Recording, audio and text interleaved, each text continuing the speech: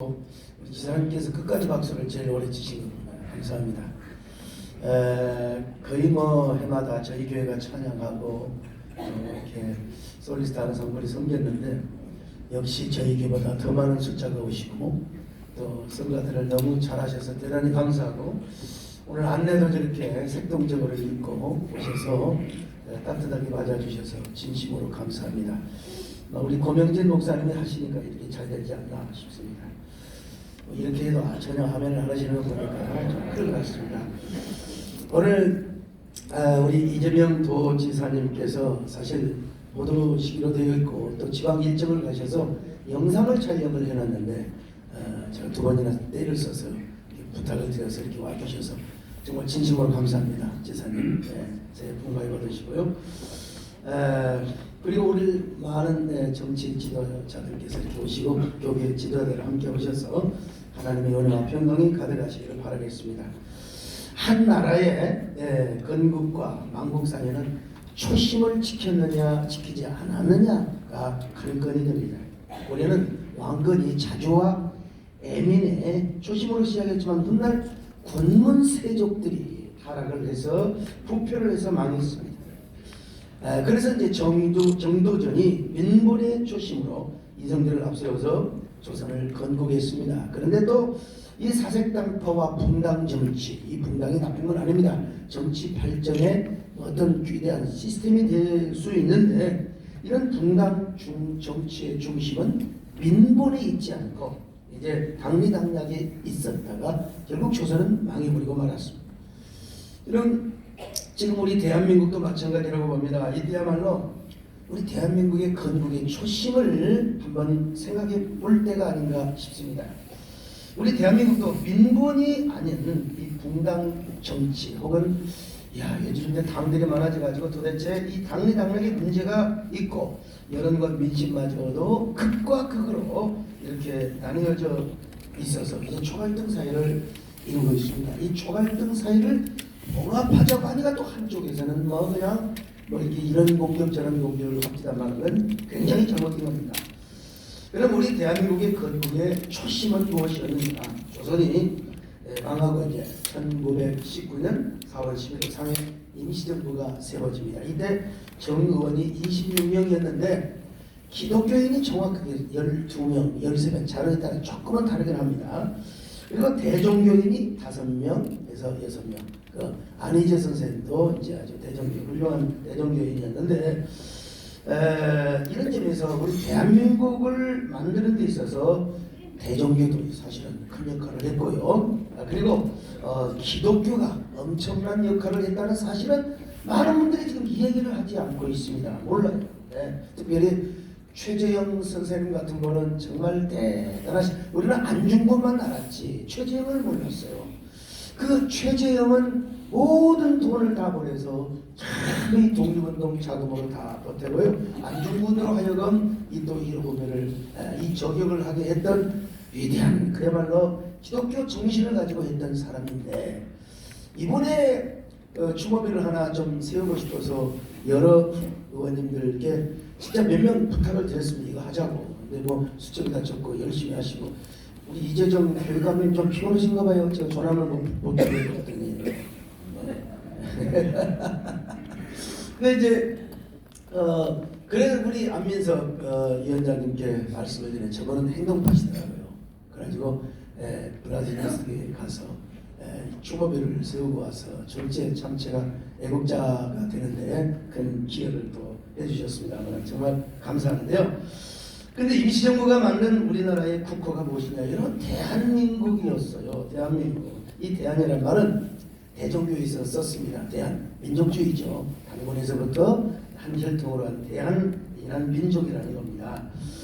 그리고 민국이란 말은 민주공화국이라는 말입니다. 민족주의 기본주의에서 민주공화국을 쓰자고 했는데 이게 우리나라에서 나온 말이 아니에요. 저 서양의 선교사들이 민주주의 제도를, 그것도 기독교주의적인 기독교 정신이 가미된 민주주의를 이제 쓰자 해가지고 사실은 3.1운동도 선교사들이 없었으면 불가능한 얘기였고요. 그 박애와 성경에서 가르치는 그 인권, 민주주의를 가르침으로써 우리나라에 그야말로 그 3.1운동이 그냥 그 요원의 산불처럼 일어나게 된 것입니다. 이 사실은 이제 우리 고명진 목사님이 더 전문이고, 제가 우리 고 목사님께 제주도에서 특감을 받고 제가 이보다 더 아주 상세하게 쉽게 잘한다는 사실을 말씀을 드립니다. 그래서 대한민국, 우리 민족주의를 기반으로 한 민주공화국이 바로 대한민국이라고 하는 것입니다. 1948년 이제 대한민국 정부를 수립을 할 때도, 실제적인 나라를 세울 때도 건국위원들 대부분이 다 기독교인이었다는 사실.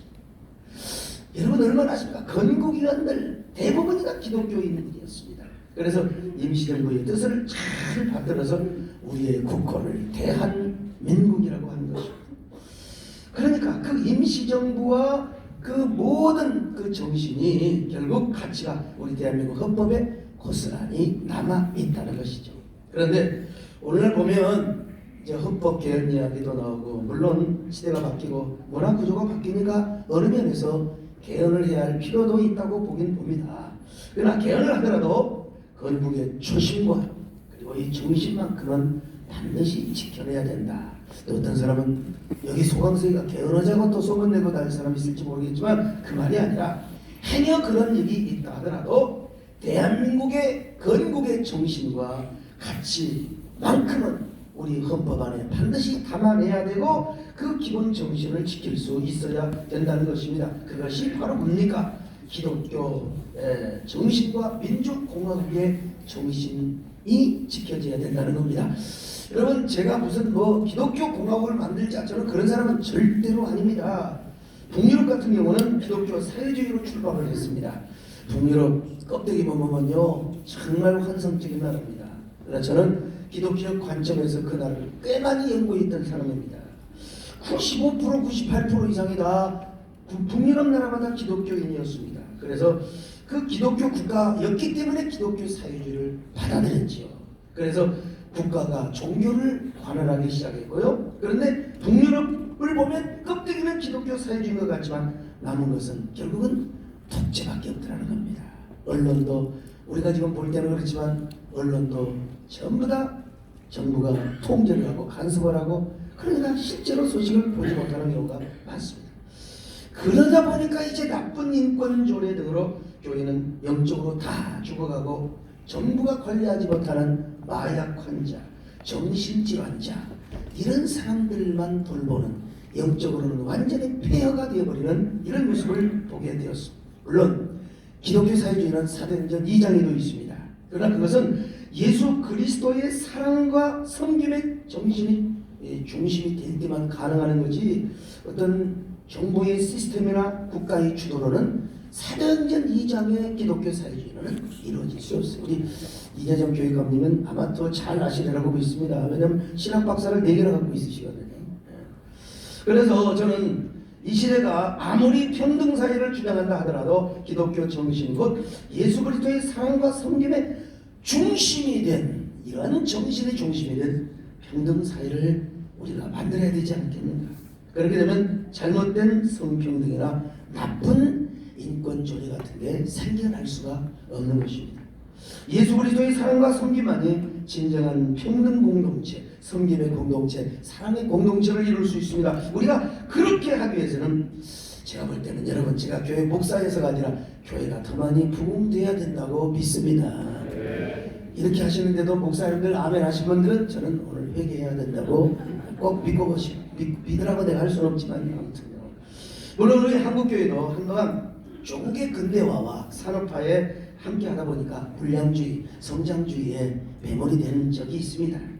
요즘은 교회마저도 일부가 무슨 극단적인 또 정치 색깔을 띠는 그런 분도 있는데, 이것도 다 지나가는 한철이라고 생각합니다.